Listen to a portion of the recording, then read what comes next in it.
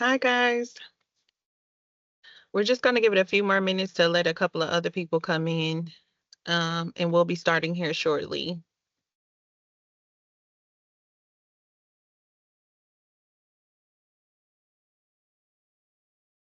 And this meeting is being recorded. So we will send out that recording and it will also be on our website if anybody needs to review after.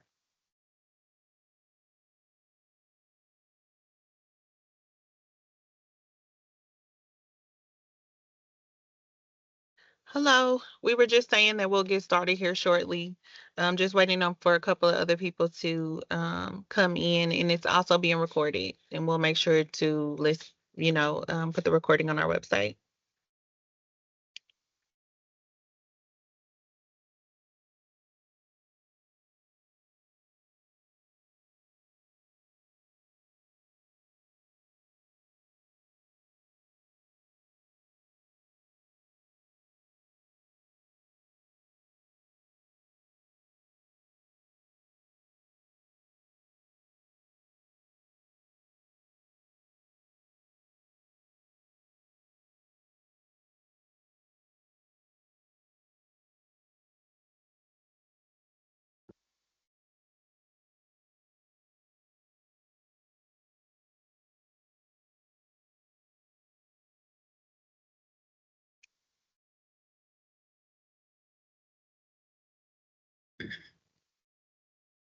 Okay, well, we want to be respectful of your time and hopefully everyone will jump in as they have time.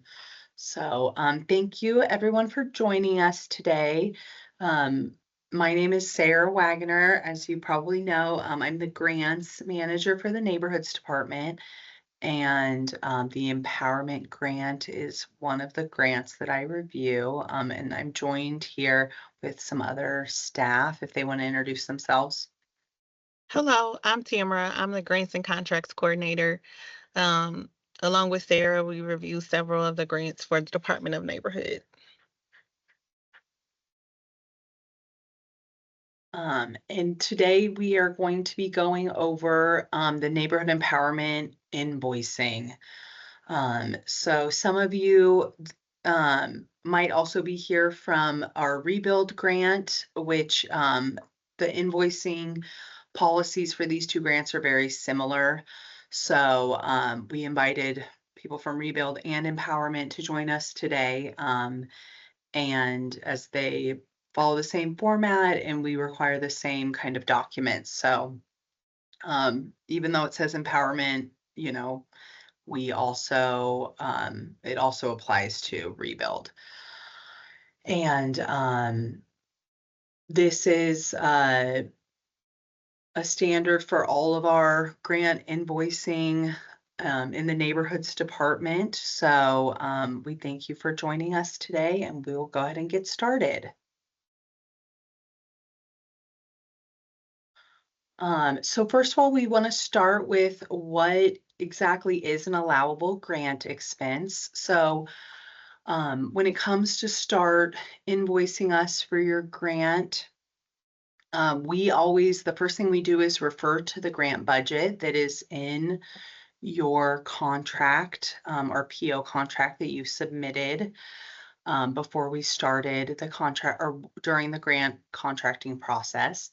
So that grant budget is also in the invoicing template that we send out once your purchase order is dispatched. So that's another place that you can view that and see how much money is allocated towards each budget line item. And if when it comes time to start spending the money and doing the grant activity, if there's a change needed in your budget, that's something that you can reach out to Tamara and myself, and we can have a discussion about if a change is allowed and or if it's necessary for your grant project. So allowable costs for this grant. So everything in your budget, if it's approved, is allowable. Some things that are not allowable are fees or interest We don't allow an indirect rate or a de minimis admin percentage for these grants, even if you have um, a rate that you use for federal grants, we are not allowing them for these grants. And then every expense that you charge to the grant must include a proof of payment, which we will get into that um, later in the webinar.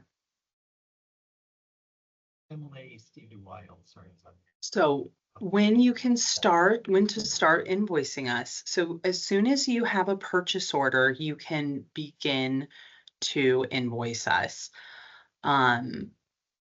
Two ways that you'll know if you have a purchase order is you will get a notification email from our financial software with your purchase order. If you have a purchase order contract, all the documents with that contract will be in that email as an attachment. Also, one of us from the grant team will be emailing you, letting you know that you can start invoicing us. And that's when we will send you your fillable invoice template that you should be using with every invoice that you submit to us. If you received an advance payment for the empowerment grant, when you start submitting us invoices, we will review and file the invoices until the invoice amount reaches the amount of the advance. So for some of you who received an advance, it was around $5,000. So when you invoice us up to $5,000, anything past that is when we will start paying you out. And if the invoice is over that advance amount, that's when you'll start to receive the difference in payments. And from that point forward, for the rest of your grant funding, all the invoices will be reimbursable. So once you invoice us, that's when we will start paying you back the money.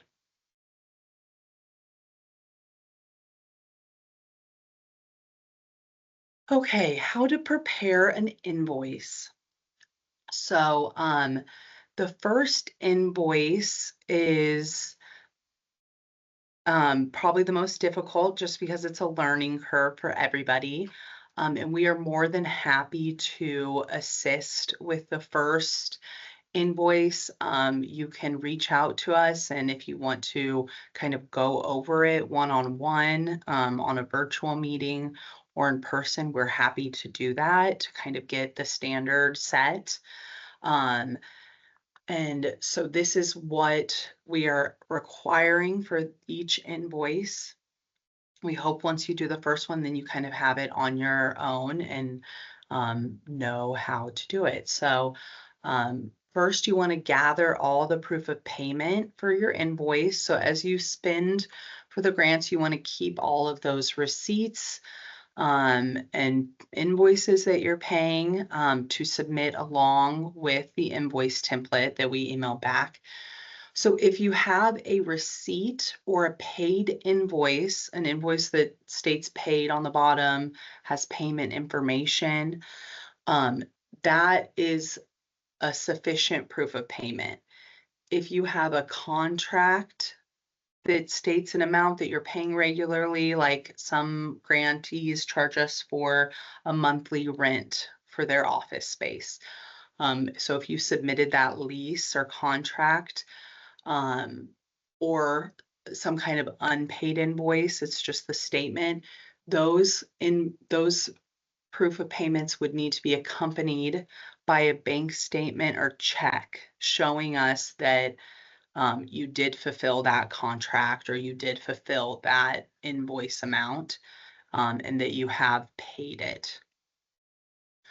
Another expense that is commonly charged is salaries. So for salaries, we need to see payroll and timesheet information for that person that you are charging for that salary that you're charging to the grant. And with that, we need a proof of payment. So whether that's a bank stub or a bank statement or a pay stub, we will need to see that that was paid out before we can reimburse it.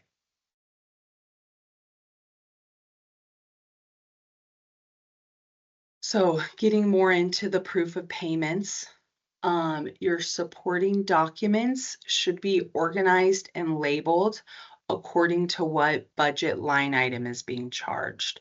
So going back to that original invoice or that original budget that you had submitted with the grant contract, um, all payment needs to be tied back to that budget by line item. So um, if you are spending money on food for meetings, um, and you have a Costco receipt that you use to make purchases for the meetings, you need to have that labeled saying what budget line item that you are charging food for meetings. And that should be in order of if that's your first budget line item, your second, we need to be able, you're trying to tell a story that we can follow, and that if we ever got audited for any of these grants, that an auditor could also follow. So any proof of payment or supporting document should be clearly copied or scanned. The price, the payment needs to be listed and legible. If a document does, like an invoice, does not show paid with a credit card information, check information, or signature, that is when we would also ask you to submit a bank statement, credit card statement, or a copy of a check showing payment. So anything that's not showing us that it's fully paid by you all at the time of purchase, that's when we ask for that extra supportive document that's showing that it was paid so that we can reimburse you. Um, if you do have a payment to a contractor or a service that does not give you an invoice, so say one of your line items is lawn mowing for your neighborhood community garden.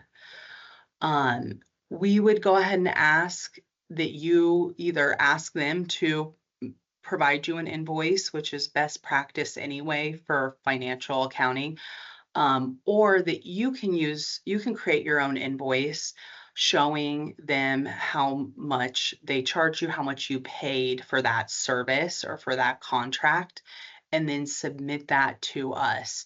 Um, in the past, we had just accepted kind of written ledgers of petty cash or things like that. And we are asking for more proof of payment, as some of our federal grants are asking for more for us. So um, please go ahead and provide that proof of payment or invoice template if you do not have one. And then go ahead and submit with that the bank statement or any other proof of payment.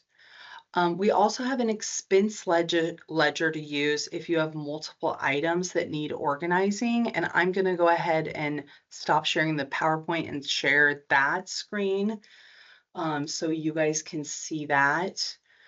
So this is, if we again want to use the example of food for meetings as a budget line item. So you could fill out here under the expense line item, food for meetings. And if you had 5 meetings in the invoicing period, and say you had 5 receipts, 1 to Costco, 1 to Aldi, 1 to Price Chopper, and 2 for catering. Go ahead and list those and the amount to organize your receipts, so that we know what all you're charging for that line item. This can help you if you have multiple, sometimes with some programs, they're doing multiple in-person events, that they're sending us 10 or more receipts for each line item. And this is a way that you can keep that organized. So then it again shows us a story of what you're submitting for payment, and there's less back and forth. And now Tamara's going to go ahead and share her screen and show some examples of acceptable payments and invoice templates. Hi guys, if you weren't on, I'm Tamara, and I'm now going to start to share my screen, just showing you a couple of examples of um, some invoicing that we deem as clean or, just kind of self-explanatory invoicing. Oh, Wrong screen. I moved it. Sorry. Okay. So like Sarah was saying, some of we want them all dated. So here's a date. We also have a PO number, um, as well as like an invoice number. So just ignore the red. This is just the date that I received it in my email. But as you can see, everyone has the line items are here. Along with the line items are the amount per line item. So as we scroll down, we'll see that it's signed and also dated from the grantee. We'll keep scrolling, and this is where the good stuff starts. So this is the actual invoice. It is from Rose Design Build, and it actually gives you an itemized receipt of what they charged for what. Here's the amount. The amount is here again. And this is just the actual invoice. This is the first invoice saying that this is the amount that needs to be paid. The next one just gives us a receipt from the bank statement, just showing that this is the bank. This is the amount that was paid, and it was paid on this date. So that's what goes with the first invoice, just showing the first one was not paid. This one was the actual payment. And then lastly, it also shows here the actual payment, the date it came out, the amount. And then lastly, it's another itemized like paid invoice receipt. Um, so that was the first receipt that I wanted to show you guys. I have another one. Same here. Um, I sorry I blacked out the date. But so here's our date here that we received it. Um, this is also our invoice, which shows that this receipt, this was the amount they were asking for this month or this receipt. It's signed here. Um, we scroll down a little bit. Here is an actual invoice, and it says total paid, and then it's also stamped paid, showing that the full amount of the invoice was paid. Then right up under that, here's their check. Proof that's their proof of payment. So hopefully that was pretty um, easy to follow or self-explanatory. If you guys have any questions, just hold them to the end. I'm more than happy to answer them. I hope I didn't go through that too fast. I'm gonna stop sharing my screen now so that Sarah can share hers, and then we will finish talking about invoicing.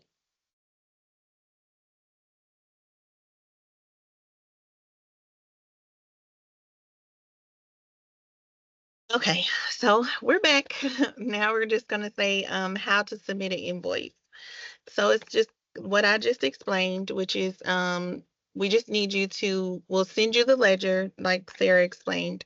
Then we will just have your invoicing template. It needs to be turned in every time that you turn in an invoice. And that template is the template from us. So every time you turn in an invoice, we will need that. The ledger, if it's needed, I'll also need the receipts or invoices from whoever you're paying or a bank statement. Um, we will also need, make sure you sign and date it. Sorry, kind of blacked out. Make sure it's signed and dated on all invoices when you return them to us. You could send your invoice if This is for empowerment. It will be kcempowerment@kcmo.org. And you can please CC me or Sarah just to make sure. But if it's rebuild, you send it to the rebuild, um, the rebuild email, as well as CC me or Sarah. When to expect payment. So, a clean invoice will lead to fast turnaround. So, what we mean by that is sometimes invoicing can be a little complicated. And if it's not telling a story for us or kind of self explanatory, like Sarah was saying with the ledger, if there are several invoices that are maybe for food, but they're not labeled, or if it's not signed, or we may not have all the proof that we need, so there's a lot of back and forth between us and you guys that can slow up your payment. We have 30-day payment policy here at the city. And if you have not done so, please at the end of this just let me know that you need to sign up for ACH. If you want to, you can put it in the chat or you can send me an email, whatever you're comfortable with.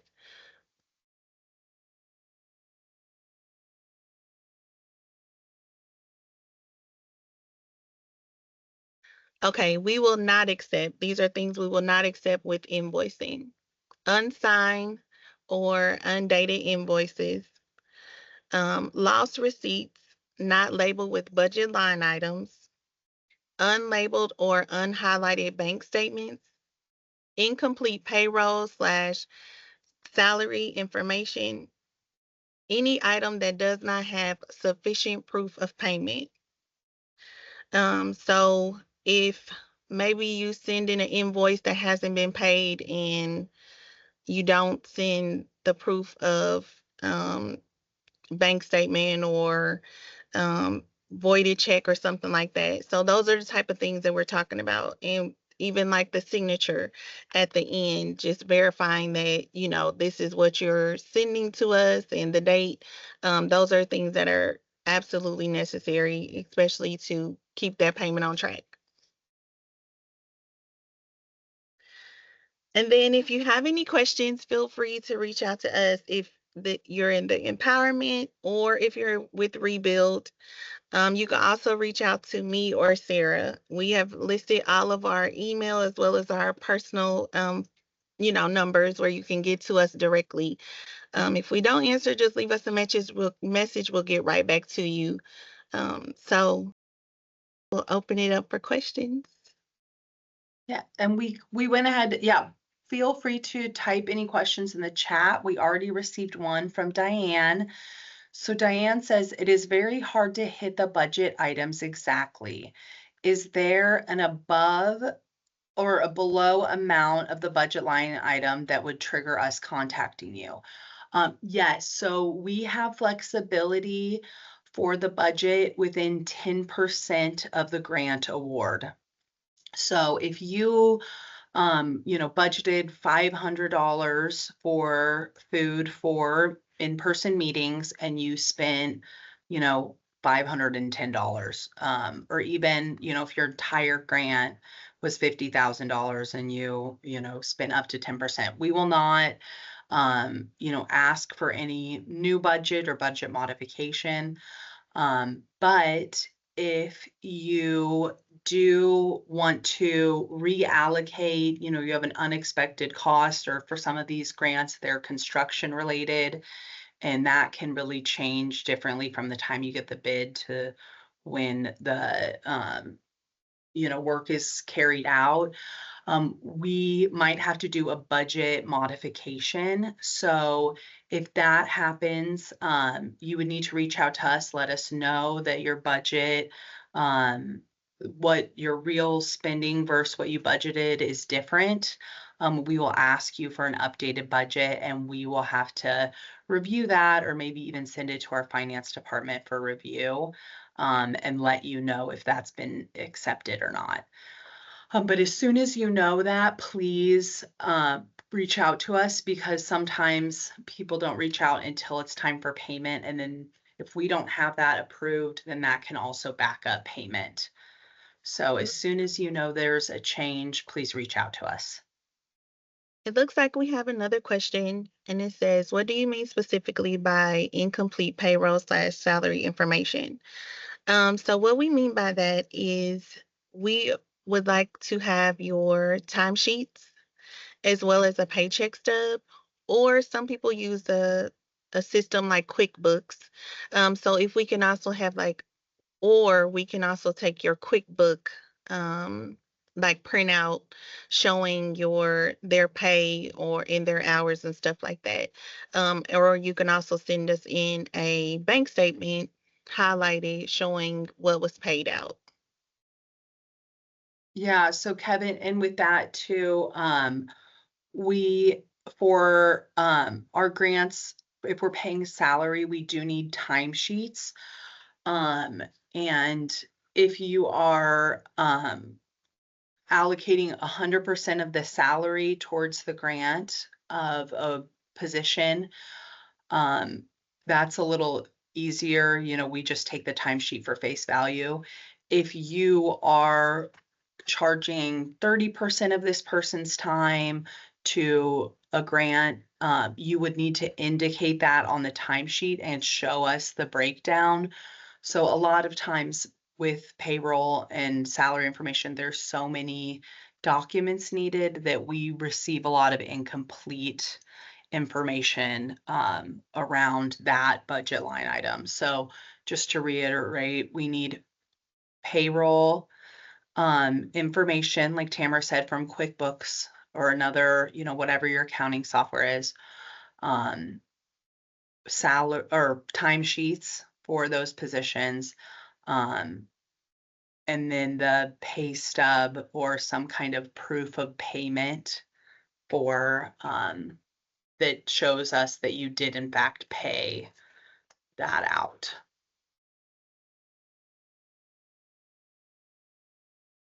Okay, we have another question from Denise. When one of my residents loses a loved one in my neighborhood, is it okay to send flowers and cards?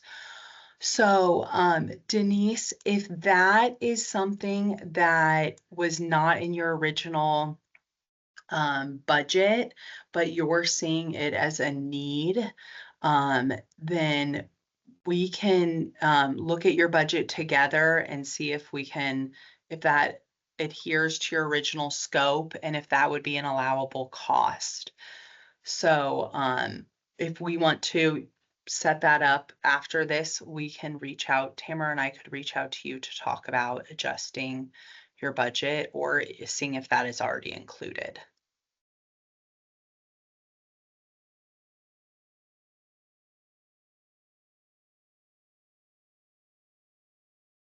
Do we have any other questions?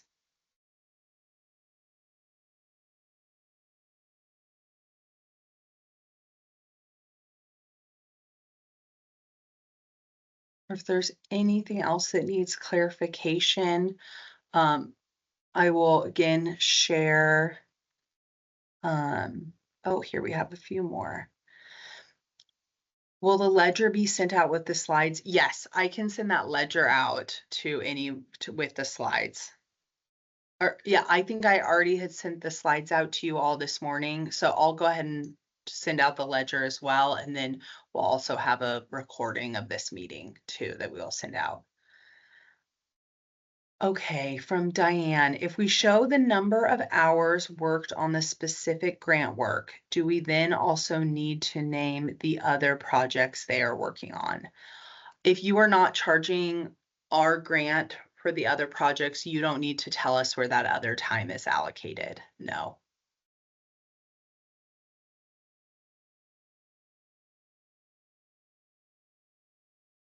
Okay, and I will go ahead and share our contact information one more time in case you all did not get that. Um, but again, please feel free to reach out to us if you have any questions.